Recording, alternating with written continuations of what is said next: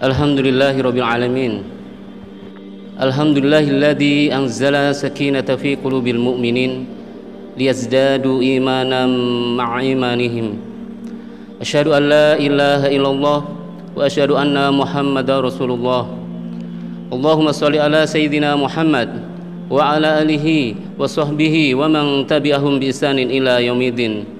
Amma ba'du.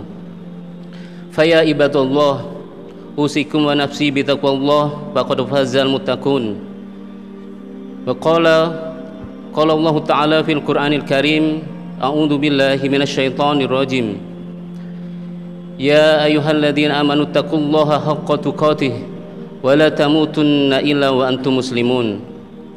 Wa qala aidan, ya ayyuhalladzina amanu qu anfusakum wa ahlikum nara. Shadaqallahul adzim.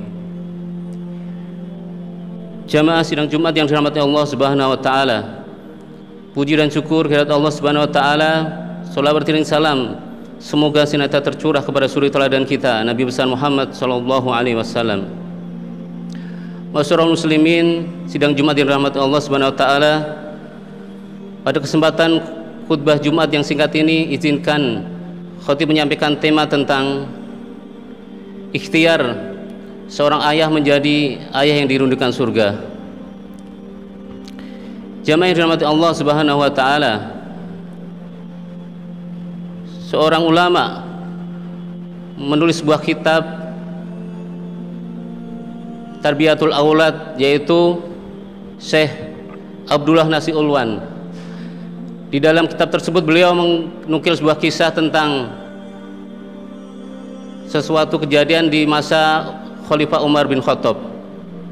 Suatu hari Umar didatangi oleh seorang ayah berserta anak laki-lakinya. Kemudian setelah berhadapan dengan Umar, Amirul Mukminin, sang ayah kemudian bercerita. Beliau mengadukan kenakalan anak remajanya. Wahai Amirul Mukminin, anakku ini telah mendurhakai aku, tidak patuh kepadaku. Tolong beri nasihat kepadanya.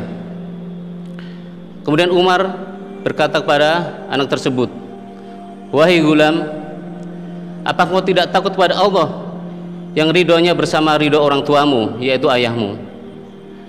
Kemudian tanpa disangka anak tersebut berbalik bertanya kepada Amirul Mukminin, wahai Amirul Mukminin, apakah aku seorang anak mempunyai hak atas orang tuaku, dalam hal ini ayahku? Kemudian Umar menjawab, bala, iya ada. Apakah itu? Yang pertama, engkau sebagai seorang anak berhak mendapatkan seorang ibu yang baik.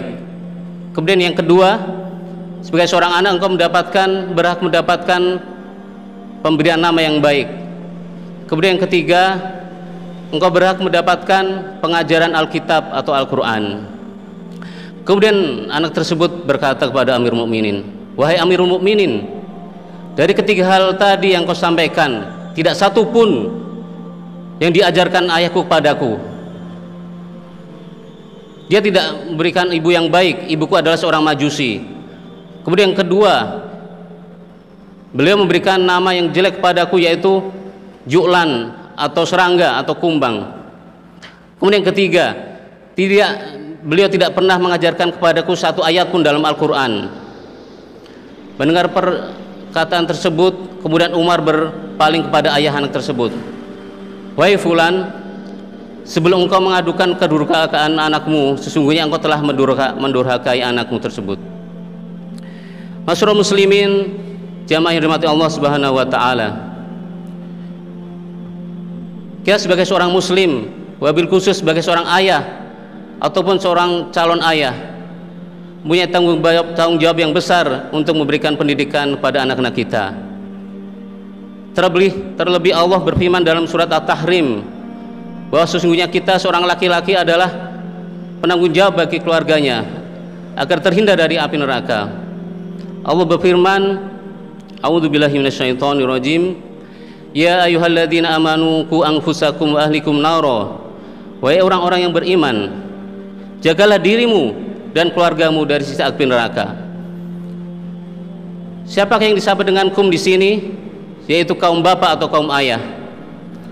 Hal ini dikuatkan dalam sebuah hadis Rasulullah SAW.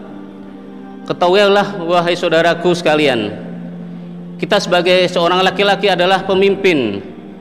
Wabil khusus bagi kita yang sudah berkeluarga, kita adalah seorang pemimpin bagi keluarga kita. Sebagaimana sabda baginda, kullukum ra'in wa kullukum mas'ulun an ra'iyatihi wa rajulu ra'in fi ahlihi wa mas'ulun an ra'iyatihi. Setiap pemimpin, setiap kalian adalah pemimpin, dan setiap pemimpin akan diminta yang pertanggungjawabannya. Wa rajulu, dan seorang laki-laki adalah pemimpin bagi keluarganya, dan dia akan diminta yang pertanggungjawaban atas keluarga yang dipimpinnya tersebut.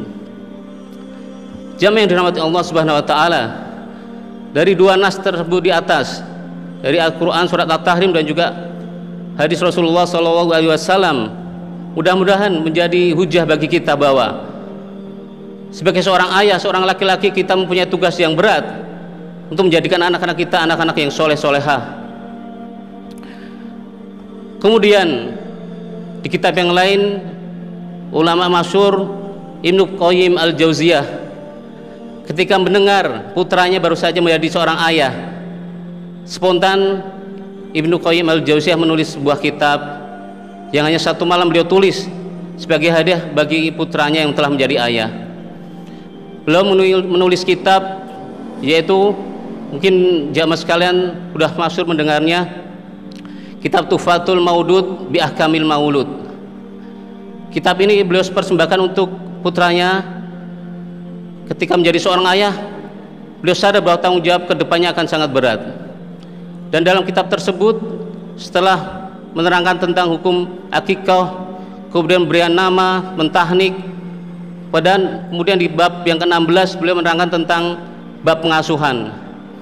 Dan dalam bab pengasuhan tersebut, dalam pembuka beliau menyampaikan betapa banyak orang tua ataupun ayah dalam dunia ini memberikan kesengsaraan bagi putra-putrinya karena tiga hal. Yang pertama yaitu tentang ketidakpedulian seorang ayah kepada anaknya.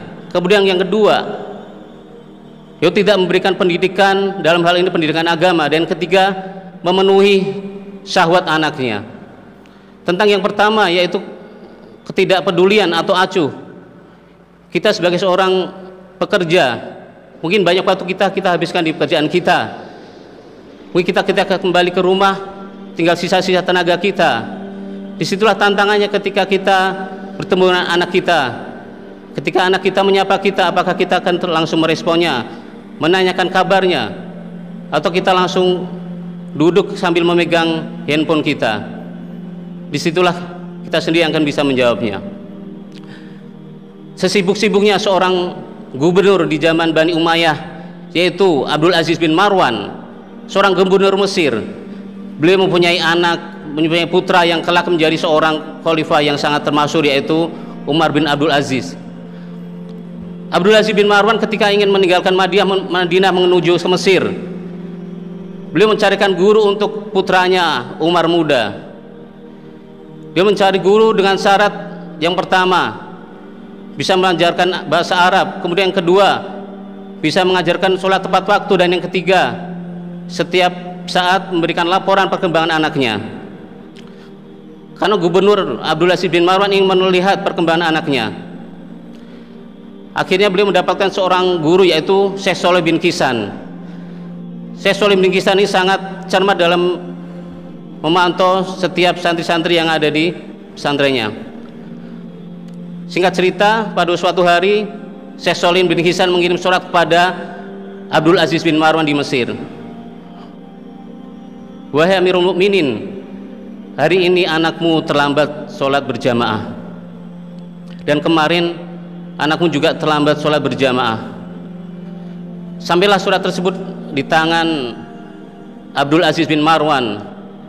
Bergejolak dalam hatinya, ada apakah gerangan hingga anakku bisa terlambat sholat berjamaah? Akhirnya Abdul Aziz bin Marwan memanggil Syekh Shalih bin Kisan untuk hadir, untuk datang di Mesir. Beliau ingin mendengar penjelasan dari gurunya tersebut. Setelah sampainya di Mesir, Syekh Shalih bercerita, "Wahai Amirul Mukminin, ketahuilah bahwa putramu sekarang sudah beranjak dewasa dan rambutnya panjang. Setiap masuk waktu sholat, beliau sibuk menyisir rambutnya sehingga dia terlambat ikut sholat berjamaah." Mendengar penjelasan dari guru Umar tersebut, Abdul Aziz bin Marwan kemudian menulis sebuah surat untuk putranya. "Wahai putraku tercinta, bersamaan dengan surat ini aku kirimkan seorang tukang cukur yang akan mencukur rambutmu sehingga engkau tidak lagi sibuk mencukur rambutmu, mensisir rambutmu, dan sehingga tidak terlambat sholat berjamaah." Kemudian sampailah surat tersebut di tangan Umar bin Abdul Aziz. Beliau berkata kepada gurunya, "Wahai guruku, aku sangat bangga dengan ayahku. Ayahku walaupun jauh di mata tapi dekat di hati. Beliau sangat memperhatikan kebutuhanku, ibadahku, dunia maupun akhiratku."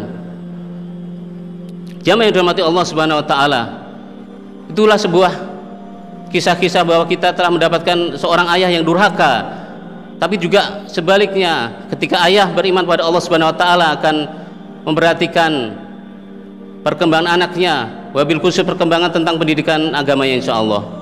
Mudah-mudahan dalam khutbah yang singkat ini ada manfaatnya bagi khotib pribadi dan juga jamaah sekalian.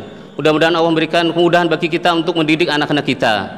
Barakallahu li wa lakum fil Qur'anil azim wa nafa'ani wa iyyakum bima fihi minal ayati wa dzikril hakim wa taqabbala minni wa minkum tilawatahu fastaghfiruhu innahu huwal ghafurur rahim.